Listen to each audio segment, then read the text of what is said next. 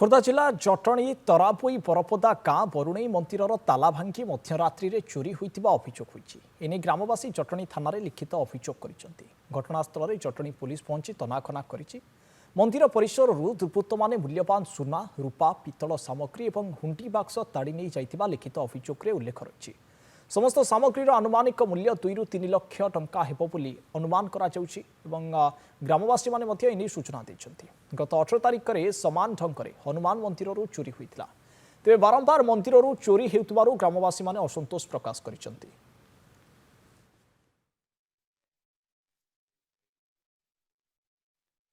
सकाळु पूजा करिया को आसिया समय रे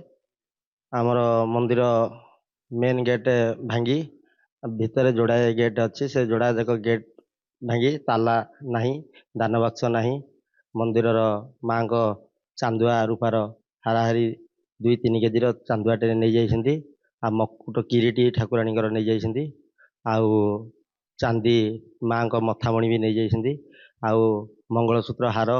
ये भी सब नहीं जाइछन्ती आ माँ अष्टभुजा जतक खड़ग गदा आमर त्रिशूल जहाँ सब माँ हस्तार था नहीं जाइछन्ती रूपा थालिया गोटे थेला से भी नहीं जाइछन्ती। आमे प्रतिदिन एठे फुल आनिक दिउ एवं एठी आज सकाळ देखला बेलकु एठी मंदिर गेट रो ताला भंगा होईछि मुख्य द्वार रो ताला भंगा होईछि एवं माँकर समस्त सुना रूपा गहना दान बाक्स सहित दुर्बृत्त माने उठै नै चली जाइछन्ती। आमर ए मंदिर टोटाली सुरक्षित नुह